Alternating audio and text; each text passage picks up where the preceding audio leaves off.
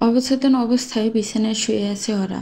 কিছুটা দূরে সোফায় বসে ওরার দিকে তাকিয়ে পানির বোতলে চুমুক দিল আরিফ। কিছু সময় পর ওরার জ্ঞান এলো, মৃদুস্বরে ঘুমিয়ে উঠল। আরিফ উঠে গেল ওরার কাছে। ওরা চোখ মেলল।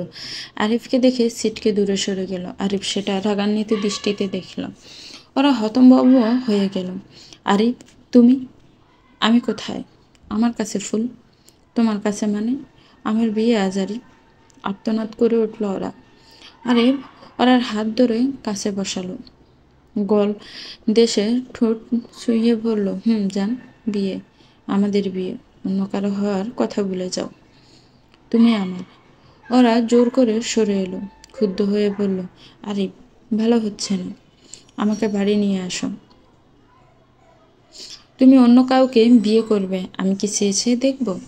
চেঁচিয়ে উঠল আরিফ। দাঁড়িয়ে পড়ল বিছানা ছেড়ে। ওরা শান্ত দৃষ্টিতে আরিফের মুখের দিকে তাকালো। বলল, আমাদের মধ্যে আর কোনো সম্পর্ক নেই আরিফ। তুমি তোমার মতো, আমি আমার মতো। আরও কিছু বলতে নিচ্ছিল ওরা, তবে কাঁচ ভাঙার বিকট শব্দে কেঁপে উঠল। কথা ওখানেই থেমে গেল। দৃষ্টি স্থির হলো মেঝেতে ছড়িয়ে ছিটিয়ে টুকরো টুকরো কাছে। আর গ্লাস ছুঁড়ে মেরেছিল নিচে। নিজেকে শান্ত করতে উল্টো দিকে ফিরে নিজের গাড়ায় হাত বুলালো আরিফ। এরপর ওরার দিকে ফিরে বলল, আমাদের সম্পর্ক শেষ হয়নি ওরা। তুমি আমার মতামত না নিয়ে সব শেষ বলে চলে আসলেই সম্পর্ক শেষ। আমি বাড়ি যাব, বাবা মা অপেক্ষা করছে বলে উঠে দাঁড়ায় ওরা। দরজার দিকে পা বাড়ায়। এক কদম এগোতে আরিফ শক্ত হাতে নিজের দিকে টেনে নিয়ে এলো ওরাকে। মেজাজ তার তুঙ্গে, তবুও ওরার দিকে এগিয়ে করুণ সুরে একবার প্রশ্ন করলো, তুমি কি আদৌ কখনো আমায় ভালোবেসেছিলে ওরা? ওরা থম মেরে গেল। কিছু বলতে পারছে না, বলতে চাইছে, তবুও যেন মুখ থেকে শব্দ বেরোল না। ওরা চোখ বন্ধ করে শ্বাস ফেলল। আরিফ বলল, তোমায় আমি বিয়ে করব, আজই বিয়ে করব, লুকিয়ে ছুরিয়ে না, সবার সামনে। ওরা চোখ বড় সড়ো করে তাকালো। কি বলে আরিফ? বিয়ে করবে, তাও সবার সামনে? কিভাবে কি? ওরা কিছু বলতে নিল। আরিফ সময় দিল না। টেবিলের ওপর থাকা ব্যাগ নিয়ে ওরার হাতে ধরিয়ে বলল, বিয়ের শাড়ি আছে, বাকি জিনিস আছে, পড়ে নাও। ওরা নিজের দিকে তাকালো। তার গায়ে বিয়ের শাড়ি। আজ তার বিয়ে ছিল, পার্লারে সাজতে এসেছিল। রাস্তাটা দুপুরের দিকে হওয়ায় শুনশান ছিল। বেরিয়ে পার্লার থেকে সামনে দাঁড়াতে একটা গাড়ি সামনে এলো। আর মনে পড়ল না তারপর এখানে এসে বাবা মা নিশ্চয়ই চিন্তা করছে। ভাবতে ঠোঁট ভেঙে আসতে চাইলো। সামলালো নিজেকে। জোর দেখিয়েও লাভ নেই, আরিফকে চেনে লাভ নেই। ওরা থমথমে স্বরে বলল, গায়ে অলরেডি শাড়ি আছে, সেটা তুমি তোমার ওই হবু বর রিশাদের জন্য পড়েছিলে, এবার আমার জন্য পড়বে। আমি নিজের জিনিসকে একদম নিজের করে পেতে চাই। তার পায়ের নখ থেকে মাথার চুল পর্যন্ত সব কিছুই আমার হতে হবে। Just B.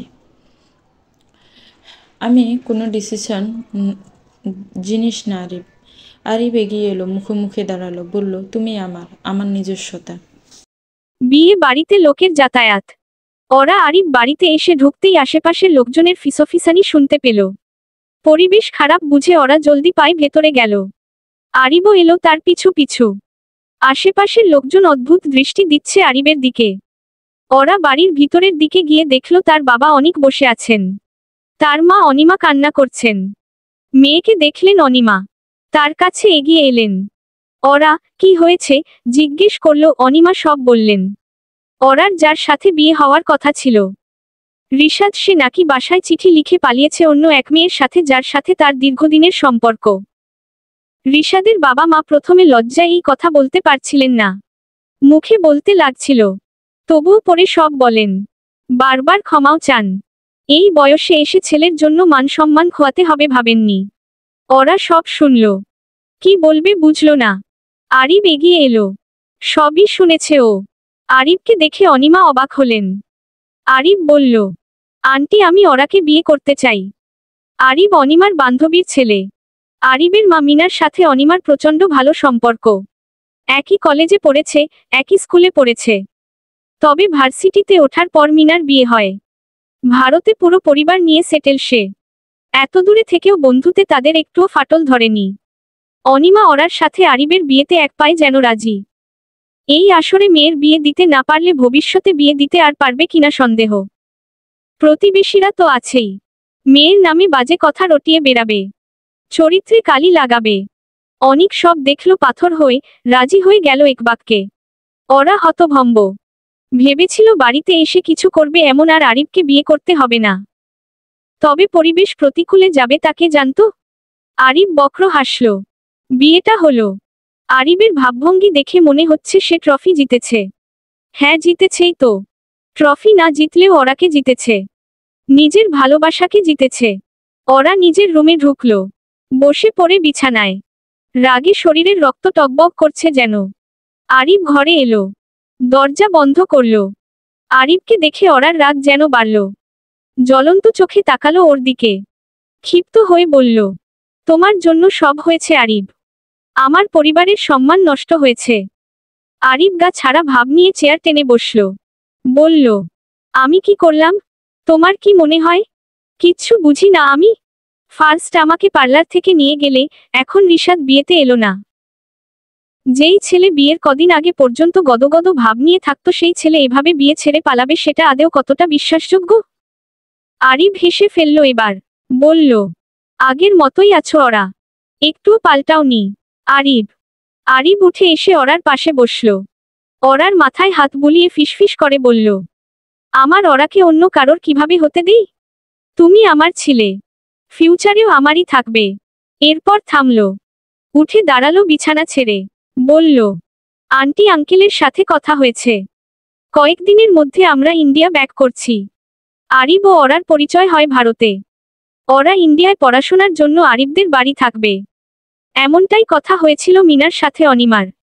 অনিমা মেয়েকে ওখানে পাঠানোর কথা বলতেই মিনা একবাক্যে রাজি হয়ে যান। একই বাড়িতে থাকতে থাকতে ধীরে ধীরে দুজনেই দুজনের প্রতি ফুটবল হয়, প্রেম নামক সম্পর্কে জড়ায়। সব ঠিকঠাক চলছিল। একদিন আরিব ও ওরা আরিবের এক বন্ধুর বাড়ি যায়। সেখানে আরিবের বাকি বন্ধুরাও আসে। ছোটখাটো পার্টি করবে তারা, যে যার প্রেমিক প্রেমিকাকে সাথে করে এনেছে।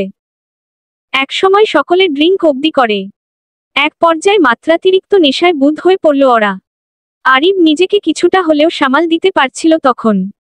এক পর্যায়ে নিজের মধ্যকার উত্তেজনা চাপা দিতে না পেরে একে অন্যের ঘনিষ্ঠ হয়। আর ঠিক এই জায়গায় এসে তারা ভুল করে ফেলে। অবিবাহিত দুজনের ঘনিষ্ঠতার স্বরূপ 2 মাস পর ওরা জানতে পারে সে গর্ভবতী। ভয়ে রক্ত হিম হয়ে গিয়েছিল তখন ওর। বাবা মা জানলে কি করবে? নির্ঘাত মেরে ফেলবে, নয়তো তেজ্য সন্তান করবেন। অনিমা আর মিনার বন্ধুত্বেও ফাটল ধরবে নিশ্চয়ই। আর আরিবকে জানালে আরিব যদি অস্বীকার করে এসব, তখন সব চিন্তা একসাথে গ্রাস করছিল ওরাকে। বাবা ওকে এখন বিয়েও দিবে আরিবের সাথে। আরিব পড়াশোনা শেষ করেছে, এখন এক প্রকার বেকারি বলা চলে। এমন ছেলেকে কে মেয়ে দিবে? আরিবের বাবা ছেলেকে পারিবারিক ব্যবসায় হাত দিতে বললেও সে কথাটা খুব একটা গায়ে মাখে না। এমন ছেলের সাথে ওরার বিয়ে কিভাবে দিবেন অনিক? টানা 3 বছর আবেগে গা ভাসানোর পর হুট করেই বাস্তবতা যেন মাথা চাড়া দিয়ে উঠল ওরার। কি করবে বুঝতে পারল না। আরিবকে বলার সাহস করে উঠতে পারছে না। ওরা নিজেকে সামলে কঠিন সিদ্ধান্ত নিল, বাচ্চাটা ও রাখবে না। এবর্ষণ করে ফেলে ওরা। বাবা ওকে এমনিতেও বিয়ে দিবেন না আরিবের সাথে। শেষে গিয়ে এমনও হতে পারে তার যেকোনো একজনকে বেছে নিতে হলো। তখন 3 বছরের ভালোবাসার কাছে 24 বছরের ভালোবাসাকে পায়ে ফেলতে পারবে না ও। আরিবের সাথে দেখা করে, সব সম্পর্ক শেষ করে। আরিব তখন হতবাক হয়ে তাকিয়েছিল, কিছু বলতে পারছিল না পর্যন্ত। বুকের মাঝে ব্যথা হচ্ছিল, একটা অজানা ভয় কাঁপছিল আরিব। সেদিন কিছু বলতে পারেনি আরিব।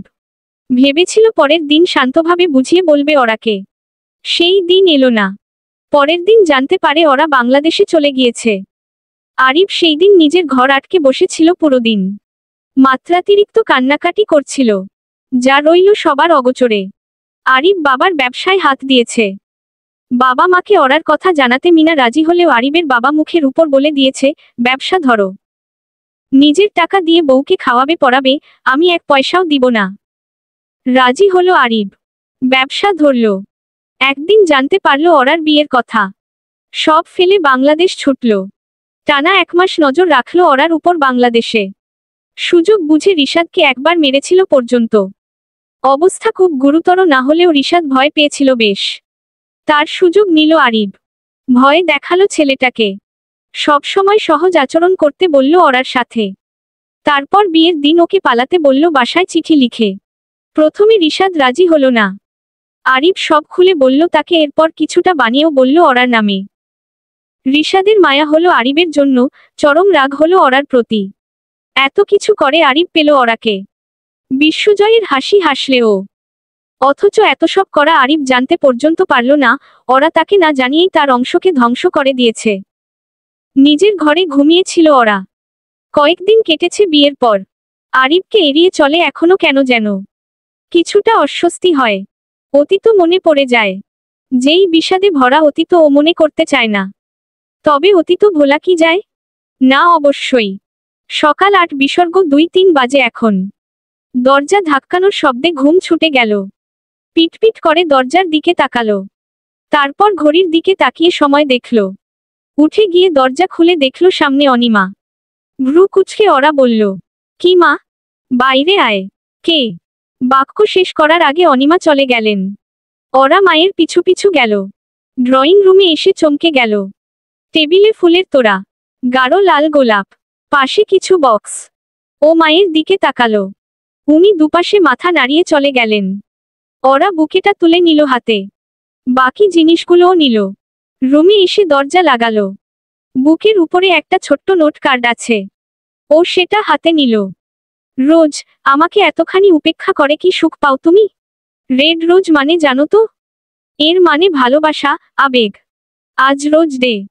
That's why this bouquet for my precious red rose. Arib. নোটটা পড়ে ওরা থম মেরে বসে রইল। চোখ টলমল করে উঠল। এই সম্বোধন তার অনেক চেনা। অনেক বছরের সেই প্রেমময় পুরনো ডাকনামে আবারও আজ সেই কাঙ্ক্ষিত ব্যক্তিটি তাকে সম্বোধন করল। ফোনে মেসেজ এলো তখন। ওরা চেক করল। আরিবের মেসেজ। হ্যাপি 5th অ্যানিভার্সারি হানি। অ্যানিভার্সারি? কিভাবে ভুললে ওরা? আমাদের রিলেশনশিপের আজ 5 বছর হলো। ওরা আর কিছু লিখল না। রেখে দিল ফোন। কোনো কিছু ভালো লাগছে না। আরিব ওরার বাড়িতে এলো ওরাকে নিতে। ভিসা পাসপোর্টের কিছু কাজ আছে। কাজ শেষ করতে করতে সন্ধ্যা পার হয়ে গেল। প্রায় 7:30 বাজে এখন। একটা রেস্টুরেন্টে বসলো ওরা। ডিনারটা সেরেই যাবে। খাবার অর্ডার দিয়ে বসলো আরিব। ওরার হাবভাবে জোরতা স্পষ্ট। আরিব বলল, আনিজি ফিল করছো? না। ওরা। আমাদের সম্পর্ক কোথা থেকে কোথায় চলে এলো। অথচ নিজের দোষটাই এখনো পেলাম না আমি।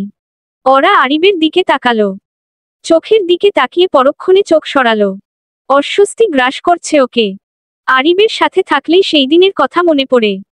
সেই ছোট অনাগত প্রাণটার কথা মনে পড়ে। আরিব ওরাকে পৌঁছে দিতে এলো। বাড়ির গলির সামনে এসে আরিবকে ওরা বাইক থামাতে বলল। গলির ভিতরে হেঁটে গেলেই তার বাসা। ওরা বাইক থেকে নেমে কোনো দিক না তাকিয়েই হাঁটা ধরল। আরিব ডেকে বসল। ওরা পিছে তাকালে বলল, আমি যাব সাথে? মানে রাত হয়েছে, গলির ভেতর একা। দরকার নেই। ওরা চলে গেল। ওরার হাঁটতে হাঁটতেই কারো হাঁটার চাপা শব্দ পেল। তার পিছু পিছু কেউ আসছে। দাঁড়িয়ে পড়ল। হাঁটার শব্দও থেমে গেল। ও আবার হাঁটতে শুরু করলে পায়ের শব্দও শোনা গেল। ওরা আলতো হাসল। ও জানে এটা কে। আরিব তাকে একা গলিতে আসতে দিতে ভয় পায়। নিজেও পিছু পিছু এসেছে তাই। ওরাকে সেই পদযুগলের শব্দ যেন ভরসা দেয়। সে একা নয়। রোজ, কাম। ছবি তুলবে? ওরা উচ্ছ্বাস নিয়ে দৌড়ে এলো। আরিবের কাছে আসতেই আরিব হাত দিয়ে আগলে ধরল ওকে। ওরা হেসে ফেলল। আরিবের কোকড়া চুলগুলো এলোমেলো করে দিল। আরিব হাসল। একটা ব্রিজে দাঁড়িয়ে ওরা। আরিব ছবি তোলার জন্য ওরাকে দাঁড়াতে বলল। ওরার ছবি তুলল কিছু। এরপর আরিব নিজের ক্যামেরা ওর ভাই অরুণকে দিল। অরুণ বয়সে আরিবের ছোট, ওরার বয়সী। ফলে অরুণের সাথে ওরার বন্ধুত্বের সম্পর্ক গাঢ়। ওরা আশেপাশে তাকালো। ফুচকার ভ্যান দেখে আরিবের দিকে তাকালো। আরিব ভ্রু গুটালো। ওরা পলক ঝাপটে ওর হাত ধরে ঝাঁকালো। আরিব এবার হেসে ফেলল ওর বাচ্চা মতে। কাঁধ জড়িয়ে বলল, চলো, ফুচকা খাবে। ওরা হাসল। ফুচকাওয়ালা প্লেটে ফুচকা দিলে ওরারা এক সাইডে দাঁড়ায়। নিজের প্লেটের ফুচকা শেষ করে ওরা আরিবের দিকে তাকালো। তারপর ওর প্লেটের দিকে। আরিব তাকালো ওরার মুখের দিকে। নিজের প্লেটের দিকে তাকিয়ে ওরার দিকে তাকিয়ে বলল, এখান থেকে খাবে রোজ? বাট এগুলো তো ঝাল। তুমি খাও না তো ঝাল। একটা খেলে কিছু হবে না। বলতে বলতে আরিবের প্লেট থেকে নিয়ে একটা ফুচকা মুখে পুরে নিল। পরপর ঝালে চোখ মুখ খিচে ফেলল। আরিব হেসে ফেলল। ওরা ফুচকা খাচ্ছে, আরিব তাকে দেখছে। মোক্ষম সময়টা অরুণ লুফে নিল প্রায়। ক্যামেরায় ক্যাপচার করল। ওরা সেটা খেয়াল করে অরুণের মাথায় চাটি মারল। বলল, কাজ নাই আর না? অরুণ কিছু বলতে গেলে ভাইয়ের চোখ রাঙানিতে থামল। মুখ বাঁকিয়ে বলল, তোমার রোজ কিছু করলে দোষ নেই, আমি কিছু করলাম না তাতে দোষ। তুই আরও এক? তা হবে কেন? সে আমার শ্রদ্ধেয় ভাবি। ব্যঙ্গাত্মক স্বরে বলল অরুণ। ওরা বড় ধরনের ভাব নিয়ে বলল, ভাবিকে সম্মান দিতে হয়, জানিস না? তা জানবো না ভাবি। আসেন সালাম করি। কই আপনার পা দুটো দেখিয়ে কৃপা করুন আমায়। অরুণের কথা শুনে ওরা চোখ মুখ খিচে বলল, সর। আরিব ও অরুণ হেসে ফেলল। ওরাও হাসল। অতীতের স্মৃতি স্মরণ করে ব্যথাতুর হাসল ওরা। কোথার সম্পর্ক কোথায় এসে ঠেকেছে। রুমের দেওয়ালে তাকালো। বড় করে টানানো সেই ছবি। ফুচকার সেই পুরনো স্মৃতি ছবিটা দেখেই মনে পড়ল। বুকের জ্বলন যেন এতে বাড়ল। চোখ বেয়ে জল গড়ালো। বুকে হাত রেখে বিছানায় বসল। আরিবের ঘরে সে এখন। ভারতে এসেছে কাল তারা। বাড়ি এসেই ঘুমে ঢলছিল বলে অতক্ষণ কিছু খেয়াল করেনি। এখন ঘুম ভেঙে যাওয়ার পর তারপর ছবিটা খেয়ালে এলো ভালো করে। ওর মনে হলো ও আরিবকে ঠকিয়েছে। আদেও সে কি আরিবকে ঠকিয়েছে? হয়তো হ্যাঁ। তবে ওর কি করার ছিল? একটা ভুলের মাসুল হিসেবে এতগুলো সম্পর্ক নষ্ট করতেও পারত না। তবুও মনে হয় সে ভুল। কোথাও একটা ভুল। এখনো অবধি সেই বাচ্চার কথা মনে করে ওর মন খারাপ হয়। যার ঠিকঠাক অস্তিত্ব গড়ে ওঠার আগেই ওরা সেটা নিজ হাতে ধ্বংস করে দিয়েছে। এই পাষাণ হৃদয়ের নারী, শুনুন। আমার থেকে দূরে থেকে আমাকে এই মৃত্যুসম যন্ত্রণা সহ্য করিয়ে কি শান্তি পাচ্ছেন আপনি? অভিমান, অভিযোগপূর্ণ বার্তাটা পড়ে হেসে ফেলল ওরা। লিখল, তো প্রেমিকার বিরহে কি সাহিত্যিক হয়ে গেছেন? প্রেমিকার জন্য সাহিত্যিক হতে দোষ কই? আপনি সাহিত্যিক চর্চা করছেন, আর বাবা আমার বিয়ের পাত্র দেখা শুরু করেছে। এমন কথায় যেন আরিবের মজা করার ভাব উবে গেল। আতঙ্কিত হয়ে তস্ত্র হাতে লিখল, ওরা, সত্যি? জি। কিছু সময় নীরবতা। কোনো বার্তা এলো না যখন ওরা অস্থির হলো। এবার লিখল, আরে আরিব, কই তুমি? মজা করছিলাম। বাবা এত তাড়াতাড়ি বিয়ে দিচ্ছে না আমার। এতক্ষণে প্রত্যুত্তর এলো, ওহে পাষণ্ডী নারী, আপনি এমন করতে পারিলেন? আমি আপনার বিবাহের প্রস্তুতি নিয়াতে ছিলাম, আপনি তা সম্পন্ন করিতে দিলেন না। এটা কিভাবে করিলেন আপনি? আপনার এহেন কর্মে আমি অভিশাপ বর্ষিত করিলাম আপনার ওপর। ইহকালে এই আরিব নামক পুরুষ ব্যতীত কাউকে আপনি বিবাহ করিতে পারিবেন নহে। ওরার চমকানোর কথা থাকলেও সে চমকালো না, সে এসবে অভ্যস্ত। এবার সে লিখল, এহেন অভিশাপ বহন করিতে আমি আজন্ম রাজি রইয়াছি। আরিব হাসল। সত্যি তার অভিশাপ ফলেছে। আরিবকে ছাড়া ওরা অন্য কাউকে বিয়ে করতে পারেনি। ম্যাডাম চাটা নিন। ওরার ঘোর ভাঙল। অতীতের স্মৃতি থেকে বেরিয়ে বাস্তবে পদার্পণ করল আবার সে। পাশে বসা আরিবের দিকে তাকালো, তারপর তার হাতের চা দিকে মুচকে হেসে তুলে নিল চায়ের কাপ। বৃষ্টি হচ্ছে আজ প্রচুর। পানিতে রাস্তা ঘাট থই থই করছে। ওরা আরিবের দিকে চাইল। নিজের অস্বস্তিভাব কাটিয়ে বলল, আরিব তোমার জানতে ইচ্ছে হয় না কেন আমি বিচ্ছেদ চেয়েছিলাম? আরিব তাকালো ওরার মুখের দিকে। কীর্তনের নীরবতা পালন করে বলল, সত্যি বলতে চাই, খুব চাই। তবে তোমাকে আমি বিব্রত করতে চাই না। এমনিতেও আমাদের সম্পর্ক যে খুব ভালো পর্যায়ে এখন তা তো না। মলিন হাসল আরিব। ওরা বলল, আমি বলতে চাই, অতীতটা জানাতে চাই তোমায়। আরিবের উৎসুক দৃষ্টি এবার উপেক্ষা করল না ওরা। ওর চোখের দিকেই দৃষ্টি রেখে বলল, আমাদের বিচ্ছেদের আগে আমি 2 মাসের প্রেগন্যান্ট ছিলাম আরিব। অরুণ ছাদে দাঁড়িয়ে আছে। উদাসীন ভাবে রেলিং গলিয়ে বাইরে তাকিয়ে আছে। কফির কাপে চুমুক দিয়ে আবারও বাইরে তাকালো। ভাই ভাবির সম্পর্ক নিয়ে কিছুটা হলেও চিন্তিত সে। সবার সামনে স্বাভাবিক আচরণ করলেও কোথাও একটা গিয়ে এই নাটকীয়তার অনুভব পেয়েছে অরুণ। বোন সমতুল্য অরার সাথে বন্ধুত্ব গভীর হলেও এখন তাতে যে কিছুটা ভাটা পড়েছে তা বুঝতে পারছে বেশ সে। অরার হুট করে বাংলাদেশ চলে যাওয়াও তার কিছুটা অস্বাভাবিক লেগেছে। তারপর 2 বছর যখন অরা এলো না, তখন চিন্তা বাড়ল আরো। ভাইয়ের বিষণ্ণে ঘেরা মুখ, অরার হুট করে পরিবর্তন, সবেতে তালগোল পাকিয়ে গিয়েছিল অরুণ। কি করবে বুঝে উঠতে পারছিল না। ভাইয়ের সাথেও এই নিয়ে কথা বলতে অস্বস্তি বোধ হচ্ছিল, তাই আর কথা হয়নি এই নিয়ে। তারপর যেদিন শুনল আরিব অরাকে বিয়ে করেছে, অবাকের চরম সীমায় পৌঁছে গিয়েছিল তখনও। এখন ও চিন্তিত ওদের সম্পর্কের ভবিষ্যৎ নিয়ে। সম্পর্কের শেষ কোথায় গিয়ে ঠেকবে কে জানে। আমাদের বিচ্ছেদের আগে আমি 2 মাসের প্রেগন্যান্ট ছিলাম। আরিব স্তব্ধ, শরীর কেঁপে উঠল। হাতের পাকোড়াটা পড়ে গেল চায়ের কাপে। হালকা চা গায়ে ছিটকে লাগলে হোসেল। অরার দিকে তাকালো, গলা কেঁপে উঠল ওর। বলল, বাচ্চা। অরা মাথা নাড়ল। আরিব নিজের কাপা হাত নিজের দিকে তাক করে বলল, আমার সন্তান। অরা অরা মাথা নাড়ল আবারও। আরিব কিছু সময় থম মেরে দাঁড়িয়ে রইল, মাথায় হাত দিয়ে চুল খামচে ধরল, ঘাড়ে ব্যস্ত হাত বুলিয়ে নিল। কিছু একটা আন্দাজ করল, উপরওয়ালাকে প্রার্থনা করল তার আন্দাজ সঠিক না হোক, বাচ্চাটা বেঁচে থাকুক। অস্থিরতা কাজ করছে ওর মধ্যে। অরার দিকে তাকালো, বলল, এখন কোথায় ও? অরা তাকালো আরিবের দিকে, আবার চট করে চোখ সরালো। ওই চোখে তাকালে অনুশোচনা, অস্থিরতা ঘিরে ধরে ওকে, কাপা গলায় বলল, এ বর্ষণ করে। বাকি কথা উচ্চারণের আগে মাথা বামে হেলে পড়ল কিছুটা। হঠাৎ চড়ের তীব্র আঘাতে কান জ্বলে উঠল। আরিবের দিকে তাকালো, পরক্ষণেই মাথা নিচু করে বসে রইল। আরিব নিজের কাজে নিজেও হতবাক। ওই শব্দটা শোনার পর কিছু একটা হয়েছিল ওর, রাগ সামলাতে না পেরে থাপ্পড় বসিয়ে দিল অরার গালে। অরার দিকে তাকালো, জিহ্বা দিয়ে ঠোঁট ভেজালো, বলল, অরা, আমায় আমায় কেন বললে না? আমি কি অধিকার রাখি না নিজের বাচ্চার সম্পর্কে জানার? রাখো আরিব, তবে ওটা একটা পাপ ছিল, ধুয়ে ফেলেছি পাপটাকে আমি। অরা ধমকালো আরিব। অরার চোখ ছলছল করল।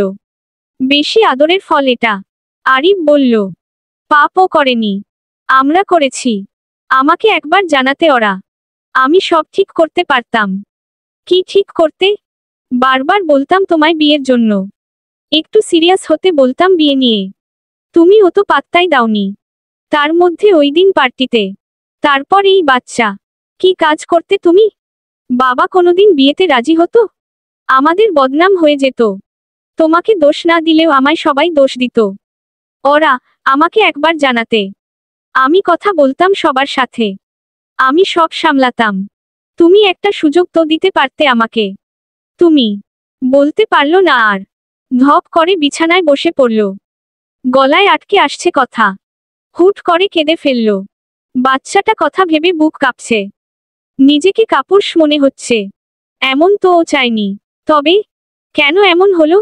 ও তো একটা কাল্পনিক রূপকথার মতো ভালোবাসা চেয়েছিল। বাস্তবতা এত বাজে ভাবে বিট্রে করবে ভাবেনি। ওরা ছলছল চোখে তাকিয়ে দেখল শুধু। নিজের সন্তানের কথা ভেবে বুক কাঁপছে ওরার। মা হয়ে এমন একটা সিদ্ধান্ত নেওয়া সহজ ছিল না তার জন্য। বারবার ওই সিদ্ধান্ত থেকে পিছিয়ে আসছিল, আবার এগোচ্ছিল। ওর হাত পা যেন বাঁধা ছিল, কিছু করতে পারেনি ও। একটা পাপকে মুছতে আরেকটা পাপ করলো ও, এই অনুশোচনা এখনো করে খায় ওকে। ও কাকে বোঝাবে সেটা? আরিব ছাদে বসে আছে, মুখ মলিন। এমন কিছু শুনবে ও ভাবেনি। যদি জানতো তবে কোনোদিন অতীতটা জানতেই চাইতো না। মানল বাচ্চাটা একটা ভুল ছিল, পাপ ছিল, তবুও ওর সন্তানই তো না। পাপ ভুল এগুলো তো বাচ্চাটা করেনি, তারা করেছে। প্রচণ্ড আফসোস হচ্ছে ওই দিন ওই পার্টিতে না যেত, সব ঠিক থাকতো সব। ওরা ভয় সিটিয়ে আছে বিছানার কোণে। আরিব তার সাথে কথা বলছে না, কি করবে বুঝতে পারছে না ও। কান্না করেছে ও, কান্নার তোপে চোখ, নাকের ডগা হালকা লাল। চুল খামচে ধরল, কিছু সময় পর ছেড়ে পাশের বালিশটা চেপে ধরল, তারপর হুট করে ছুঁড়ে মারল মাটিতে। একদম পাগলের মতো আচরণ। আরিব বড্ড চুপচাপ হয়ে আছে তখনের পর থেকে, ওকে এড়িয়ে চলছে। আরিবের ব্যবহারে ওর মনে হচ্ছে সে সবকিছুর জন্য দায়ী। তার কষ্ট কেউ দেখছে না, কেউ বুঝছে না। ওরার কান্না বাড়ল, সাফোকেশনে কষ্ট যেন আরো বাড়ল। কাশতে কাশতে হাত দিয়ে বুক ঘষল। হা করে শ্বাস নিল। এমন আগেও হয়েছে ওর সাথে। এভাবে আগেও ওরা কেঁদেছিল তার বাচ্চার মৃত্যুর দিন। রাত হলো। খাবার টেবিলে আরিফকে দেখা গেল না। ওরা ফোলা চোখ দেখে অরুণ অবাক হয়ে গেল। বলল, কি হয়েছে তোর? উপস্থিত সবার নজর ওরার দিকে পড়ল। ওরা অপ্রস্তুত হলো। মিনা উদ্বিগ্ন হলেন। ওরার কাঁধ ধরে বললেন, কি রে, কি হয়েছে? মুখের চোখের এই অবস্থা। মাথা ব্যথা করছিল অনেক মা, তাই। আমাকে বলবি না? এখন ঠিক আছি। আচ্ছা, আরিফ কোথায়? ও তো বাইরে, বলল আসতে দেরি হবে। কেন তোকে বলেনি? ওরার মন খারাপ বাড়ল। মিনার কথায় হাসি টানল মুখে। জোরপূর্বক হাসি। বলল, বলেছিল, ভুলে গিয়েছিলাম। তাই। আচ্ছা।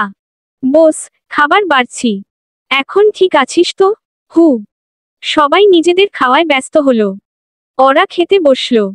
খাবার গলা অবধি এসেই থেমে গেছে, আর নামছে না। কান্না আবার পাচ্ছে। কোনোমতে অল্প খেয়ে উঠে গেল। অরুণের অস্বাভাবিক লাগলো কিছুটা। তবুও খেয়ে দিয়ে উঠল। ওরা বিছানায় উপর হয়ে শুয়েছিল। দরজায় টোকা পোড়ায় তাকালো সেদিকে। অরুণ দাঁড়ানো। ঠিক হয়ে বসল। ভেতরে আসতে বলল। অরুণ ঘরে ঢুকল। বিছানা এলোমেলো। বালিশ নিচে ফেলানো। ও বালিশটা তুলে বিছানায় রাখল। ওরার পাশে বসল। মেয়েটার ফোলা চোখ মুখ দেখে চুপ থাকলো কিছুক্ষণ। ওরার মাথায় আদুরে ভঙ্গিতে হাত রাখল। এরপর অনেক কোমল গলায় বলল, কি হয়েছে? আদুরে কথায় ঠোঁট ভেঙে কান্না এলো ওরার। শব্দ করে কেঁদে ফেলল। কাঁদতে কাঁদতে অরুণকে জড়িয়ে ধরল। অরুণ ওরার মাথায় হাত বোলালো। কাঁদতে দিল। কিছু সময় পর কান্নার গতি কমে এলে অরুণ আবারও জিজ্ঞেস করল, কি হয়েছে? ওরা এবার সব খুলে বলল। অরুণ বরাবরই শান্ত স্বভাবের। ধৈর্য নিয়ে ও সবটাই শুনল। সব শোনার পর বলল, ভাইকে কেন বলিসনি? কেন যেন ভয় পাচ্ছিলাম। যদি ও অস্বীকার করে? এমন মনে হয় ওকে। অ্যাটলিস্ট আমাকে বলতে পারতিস। আমার মাথা কাজ করছিল না। তুই বল, এমন সিচুয়েশনে পড়লে কার মাথা ঠিক থাকে? বুঝতে পারছি আমি। বাট ওরা, এটা তোদের পার্সোনাল ম্যাটার। তবুও আমি কথা বলবো ভাইয়ার সাথে। এখন এত কাঁদিস না। ভাইয়ার সাথে কথা বল। ওকে তোর পয়েন্ট অফ ভিউটাও দেখতে হবে। টেনশন করিস না, সব ঠিকঠাক হবে। ওরা মাথা নাড়ল। অরুণ আরো কিছু সময় কথা বলে চলে গেল। ওরা মাথা ঠেকালো দেওয়ালে। কান্না পেল, আবার ঠোঁট কুচকালো। এত ছিচকাদুনে কবে হলো ও? রাতে পুরুষালী আলিঙ্গনে আবদ্ধ ওরার চার দেওয়ালে বাড়ি খাওয়া ভারী শ্বাস ধীরে ধীরে হালকায় পরিণত হলো। ওরার ঘুম ভেঙে গেলে নড়ে চড়ে উঠল ও। পেটের স্বাদ জড়িয়ে থাকা পুরুষালী বাহু দেখে আস্তে ধীরে পাশে তাকালো। আরিবের চোখ বন্ধ করা। ঘুমিয়ে গেছে বোধ হয়। সুযোগটা লুফে নিল ওরা।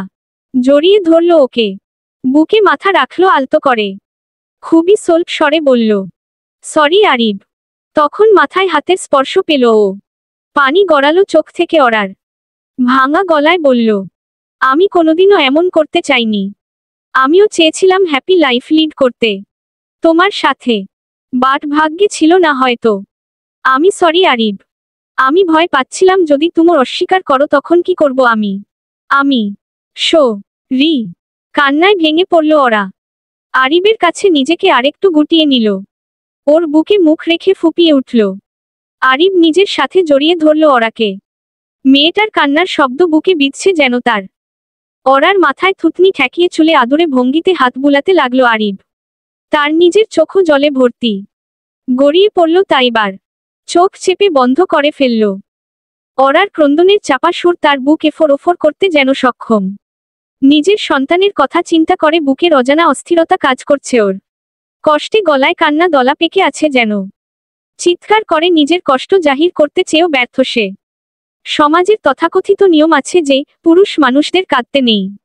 তাদের আবার কিসের কান্না? তারা থাকবে লোহার মতো শক্ত, যাদের বাঁকানো গেলেও ভাঙা অসম্ভব। এই নিয়মের কাছে সে হেরে যাচ্ছে প্রতি পদে, প্রতি ক্ষণে। সেই রাত কাটল একজনের আহাজারিতে আরেকজনের বুকে চাপা দেওয়া কষ্টে। বারান্দায় দাঁড়িয়ে আছে আরিব। রেলিংয়ের সাথে হেলান দিয়ে দাঁড়িয়ে রুমে শুয়ে থাকা ওরার দিকে তাকালো। মেয়েটা অনেক কেঁদেছে কাল রাতে। বোধহয় অর্ধেক রাতই কেঁদেছে। আরিফ ঘুরে আকাশের দিকে বিরস চোখে তাকালো। এতদিনের হাস্যোজ্জ্বল মানুষটা হুট করেই কেমন নাই হয়ে গেছে। যার মনই বিষাদে ভরে আছে সে আর কি হাস্যোজ্জ্বল থাকবে? বুকে হাহাকারের শেষ নেই ওর। অরুণ কথা বলেছিল ওর সাথে অরাকে নিয়ে। ছেলেটার চোখ মুখ দেখে বুঝেছিল যে ছেলেটা বেশ লজ্জায় পাচ্ছে এসব নিয়ে কথা বলতে। যতই হোক বড় ভাই। অথচ আরিফ সেদিকে ছিল নির্বিকার, চুপচাপ। সব কথাই শুনেছে ও, বুঝেছে। রাতে করা অরার কান্নার কথা মনে পড়লে এখনো কেমন বুকটা করে উঠছে।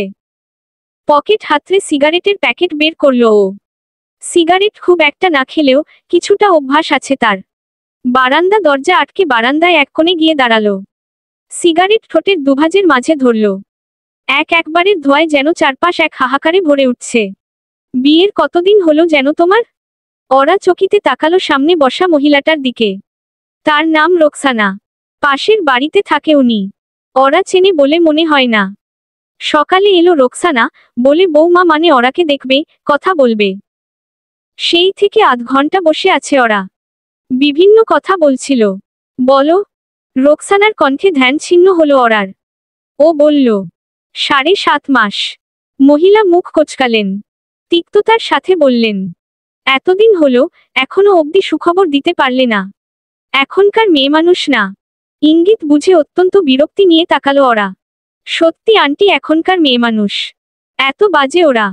অন্যের বর নিয়ে টানাটানি করছে, অন্যের বর নিয়ে পালিয়ে যাচ্ছে। ছি। আফসোসের স্বরে বললে বলতে আরিফ বসলো অরার পাশে। আরিফের গলা পেয়ে ওর দিকে তাকালো ওরা। তারপর রোকসানার দিকে তাকালো। মহিলার মুখভঙ্গি অপমানে থমথমে। ওনার মেয়েই পরকিয়া করে স্বামী ছেড়ে অন্য লোকের সাথে পালিয়ে গিয়েছিল। তারপর 1 মাস পর ফিরেও আসে। কারণ যার সাথে সে পালিয়েছে সে তাকে ছেড়ে চলে গিয়েছিল। খবরটা ওরা শুনেছিলে। আরিফের কথা বুঝে অন্যদিকে মুখ ঘুরিয়ে হাসল। আরিফ বলল, আন্টি আমাদের বিয়ের 7 মাস হয়েছে। 7,000 মাস না। আর সময়ও কোথাও পালাচ্ছে না, ওরাও না। সময় হলে বাচ্চা আসবে। তখন আপনি এই এলাকার মধ্যে সবার আগে জানবেন। আমি নিজে গিয়ে 2 প্যাকেট মিষ্টি দিয়ে আসবো আপনার বাড়ি। কথা দিলাম।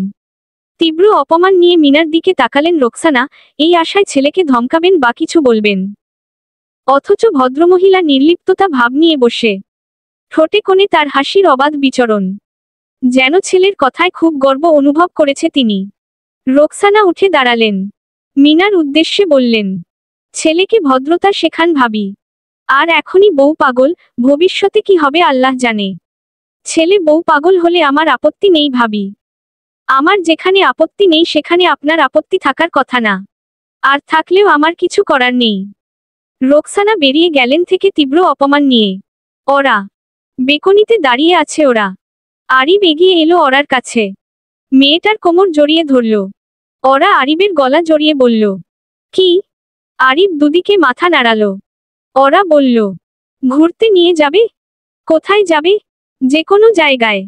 আরিফ ওরার থুতনিতে চুমু খেয়ে বলল, রেডি হয়ে নাও। তোমার এলোমেলো চুলে, আমার সাদা মনে। হারিয়ে যেতে চাই। কোন হুটতোলা রিকশায়। এক মুঠো প্রেম নিয়ে। আমার শূন্য পকেটে। হারাতে দ্বিধা নাই। অচেনা গলিতে। এক শহর ভালোবাসা দিতে চাই। ইয়ারফোনে বাজা গানটা শুনে ওরার দিকে তাকালো আরিফ। ওরাও তাকালো। গানের প্রতিটি লাইন যেন তাদের সাথে মিলে গেল। এই যে নীল শাড়ি পরিহিতা ওরার চুল বাতাসে এলোমেলো হয়ে আছে, আরিফ তাকে মুগ্ধ হয়ে দেখছে। তাদের অবস্থানও এখন রিকশায়। পার্থক্য তাদের রিকশার হুড নামানো এই যা। তাদের মন প্রেমের জোয়ারে ভাসছে। ওরাকে নিয়ে আরিফ একটা শিউলি গাছের নিচে বসল। শিউলি ফুলের গন্ধে মম করছে চারিদিক। বসার জায়গায় পড়ে থাকা কিছু শিউলি ফুল তুলে ওরার উপর ছড়িয়ে দিল, ঠিক যেন ফুলবর্ষণ হলো মেয়েটার উপর। ওরা হাসল। আরিফ আবারও যেন প্রেমে মরল। চা। এটি এমন এ পদার্থ যা মানুষের মন কাড়তে সর্বদা সক্ষম। এমন বাঙালি বোধ হয় খুব কমই আছে যে চা অপছন্দ করে। আমার এখনো মনে আছে যেদিন আপনি প্রথম আমায় বলেছিলেন আপনি চা পছন্দ করেন না, আমি আপনার দিকে অদ্ভুত দৃষ্টিতে তাকিয়েছিলাম। ভাবছিলাম এ আবার কেমন মেয়ে, চা অপছন্দ করে। তো চন্দ্রাবতী এখন বলুন, এতদিন আমার সাথে থেকে চা পান করা রপ্ত করতে পেরে আপনার অনুভূতি কি? চন্দ্রা বার্তা পড়ে হাসল। ছেলেটার বোধ হয় এই চা নিয়ে আসক্তি গেল না। অবশ্য সে নিজেও পছন্দ করত না চা, কিভাবে যেন ছেলেটার সাথে থাকতে থাকতে চা নামক পদার্থটা তার পছন্দের তালিকায় যোগ হলো। সে খুবই আবেগ নিয়ে লিখল, ওহে আমার হৃৎপিণ্ড, শুনুন। চা পান করা রপ্ত করতে পেরে আমি খুবই উচ্ছ্বাসিত হলেও এর চেয়ে বেশি উচ্ছ্বাসিত আপনার সাথে পূর্ণ 3 বছর কাটাতে পেরে। আপনি বলুন তো, এই চন্দ্রাবতীর সাথে তার হৃৎপিণ্ড কখন দেখা করবে? অরুণ এবার হেসে ফেলল। লিখল, যখন চন্দ্রাবতী তার হৃৎপিণ্ডর সাথে লাল পাড়ের সাদা শাড়ি, খোপায় বেলি ফুলের মালা গুজে, হাতে লাল সাদা মিশ্রণের চুড়ি পরে দেখা করতে আসবে তখন। ঠিক আছে, নদীর পাড়ে এসে অপেক্ষা করবেন। রোজ। কি করছো? পাস্তা বানাচ্ছিল ওরা। যদিও এটা ফার্স্ট ট্রাই। আরিবের ডাকে পিছনে তাকালো। বলল, পাস্তা বানাচ্ছি। বানানো শেষ, খেয়ে বলো তো কেমন হয়েছে। আচ্ছা। তবে কেন করতে গেলে এগুলো, আমায় বলতে বানিয়ে দিতাম।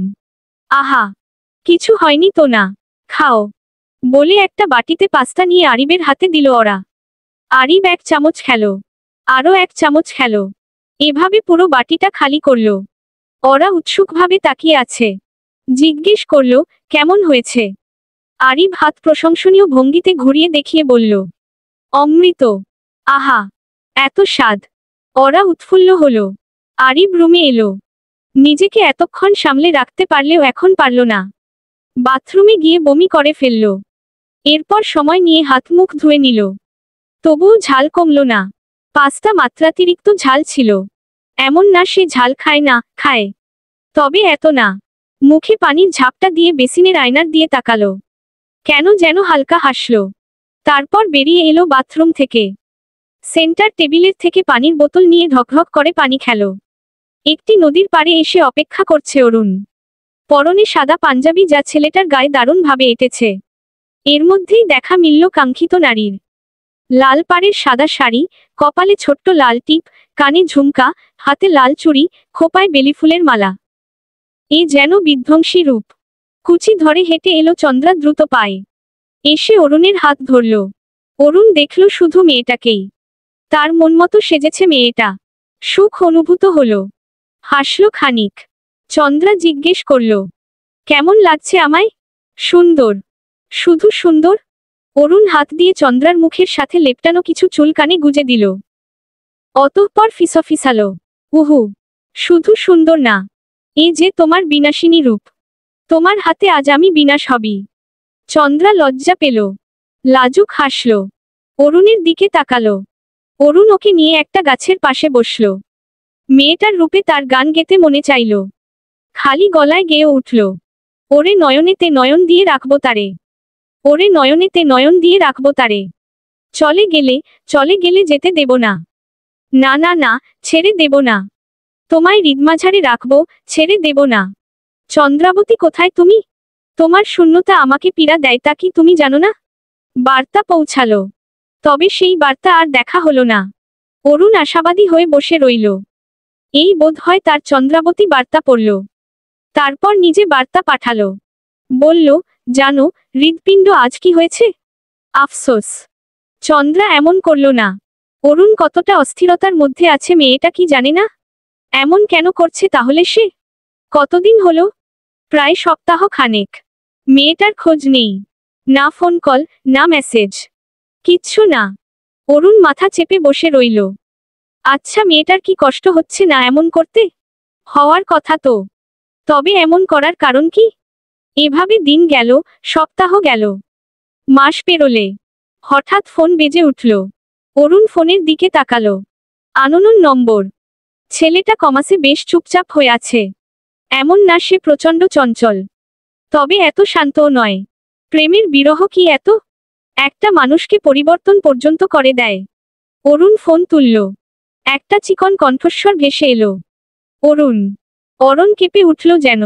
এই স্বর চন্দ্রার, তার চন্দ্রাবতীর। অরুণের গুলা শুকিয়ে আসছে। এতটুকু তরল গোপন গলবিলে অবশিষ্ট নেই। ও কাপা কাপা স্বরে বলল, চন্দ্রাবতী, দেখা করবেন? তুমি কোথায় চন্দ্রাবতী? তুমি জানো কত খুঁজেছি তোমাকে। তুমি কই?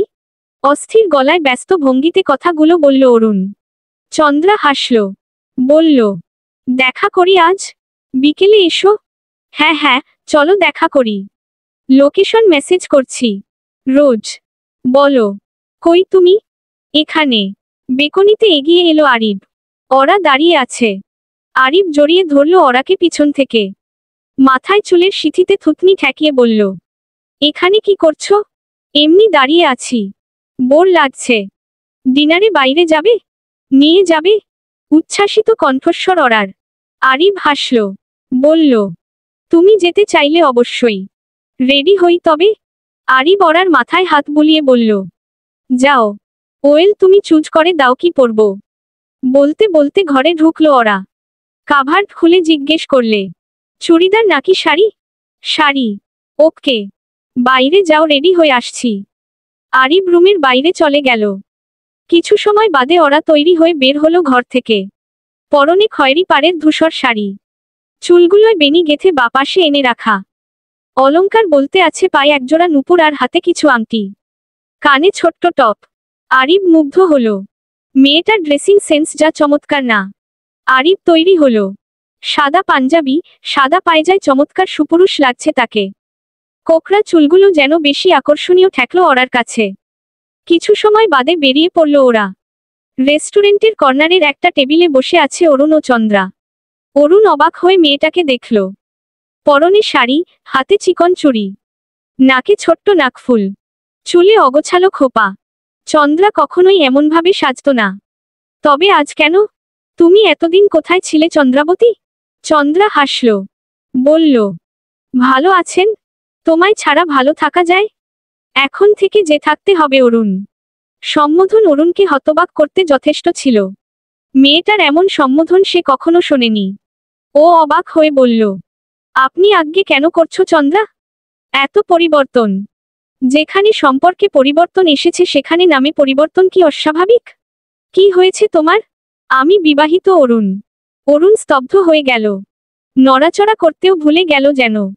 ও কাপা গলায় বলল, কি? যা শুনেছেন। চন্দ্রাবতী, এমন মজা করো না। সহ্য হবে না আমার। মজার কোনো সম্পর্কে আমাদের মধ্যে আর আছে বলে আমার মনে হয় না অরুণ।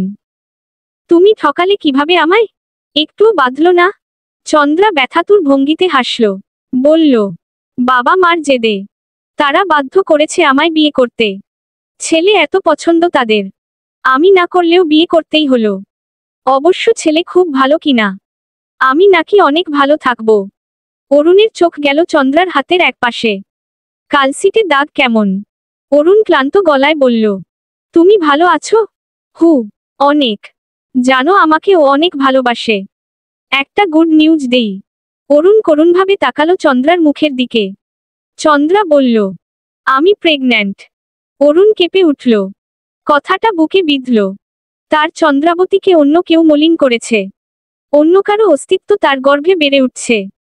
চন্দ্রা মলিন হাসল। অরুণ বাইরে বেরিয়ে এলো। চন্দ্রা পাশে দাঁড়ালো। বলল, আসি। ভালো থাকবেন। বলে সামনে হেঁটে গেল চন্দ্রা। অরুণ কোটর ভর্তি জল নিয়ে তা দেখল। আচমকা চন্দ্রা দাঁড়িয়ে গেল। ফিরে তাকালো অরুণের দিকে। আশ্চর্য, মেয়েটা কাঁদছে। হ্যাঁ, চন্দ্রা কাঁদছে। কিছুক্ষণ অরুণের দিকে তাকিয়ে চলে গেল চন্দ্রা। অরুণ চোখ বন্ধ করে ফেলল। পানি গড়ালো চোখ বেয়ে।